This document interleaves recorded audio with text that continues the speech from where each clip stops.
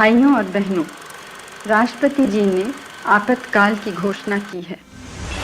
नमस्ते दोस्तों, 25 जून 1975 ये दिन इंडिया की डेमोक्रेसी में ब्लैक डे के नाम से जाना है, क्योंकि इसी दिन भारत में 48 साल पहले इंटरनल डिस्टरबेंस की वजह से पहली बार इमरजेंसी लगाई गई। वैसे तो बहुत रीजंस बताए जाते हैं इमरजेंसी लगने के, लेकिन उन सब रीजंस में से जो इम्पोर्टेंट या फिर कहें कि प्राइम रीजंस हैं इमरजेंसी लगने के, वो हैं नवनिर्माण आंदोलन इन गुजरात। साल 1974 में गुजरात के LD कॉलेज ऑफ इंजीनियरिंग के स्टूडेंट्स फीस बढ़ने की वजह से स्ट्राइक पे चले जाते हैं। फिर उसी तरह की स्ट्राइक कुछ दिन बाद गुजरात यूनिवर्सिटी के बच्चे भी कर देते हैं। फिर उस स्ट्राइक में धीरे धीरे और मिडिल क्लास लोग, फैक्ट्री वर्कर्स भी इसे ज्वाइन कर लेते हैं। रिजल्ट ये होता है कि पूरी स्टेट में एक आंदोलन शुरू हो जाता है। उस टाइम गुजरात और CM थे चिमन भाई पटेल, और आंदोलन इतना बढ़ जाता है कि लोग उनके इस्तीफे की डिमांड करते हैं। धीरे धीरे ये स्ट्राइक और हिंसक होती जाती है और परिणाम ये होता है कि गवर्नमेंट को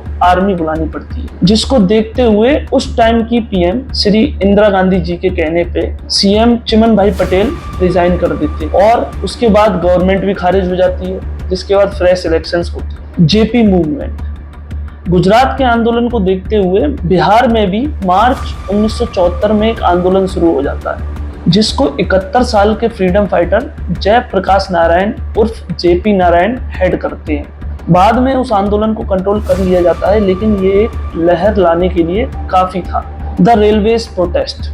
जब बिहार आंदोलन चल रहा था, उसी के एक महीने बाद मई 1974 में रेलवे की स्ट्राइक शुरू हो जाती है, जिसको हेड करते हैं जॉर्ज फर्नांडिस, और PM ने इसको अग्रेसिवली हैंडल किया और कंट्रोल कर दिया था। The Rajnarayan verdict. ये इंसिडेंस वो है जो माना जाता है कि इमरजेंसी का सबसे बड़ा कारण।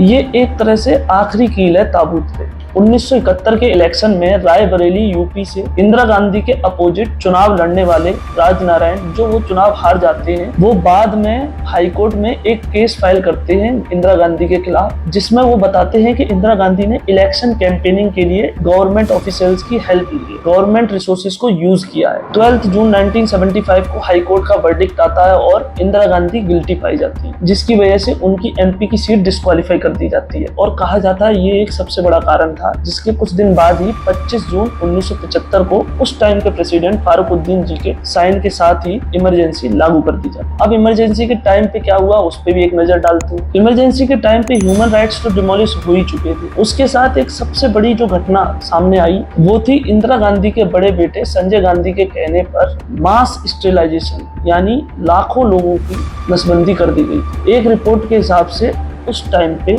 8.1 मिलियन यानी अप्रोक्सीमेटली 81 लाख लोगों की नसबंदी की गई थी उनकी मर्जी के बिना। दूसरा, आर्टिकल 51 में अमेंडमेंट कर दिया जाता है।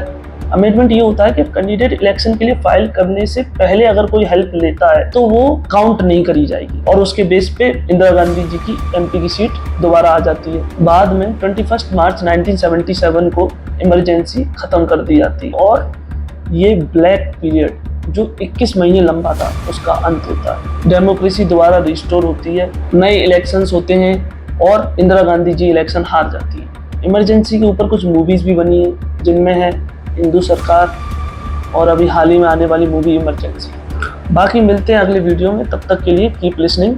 जय हिंद।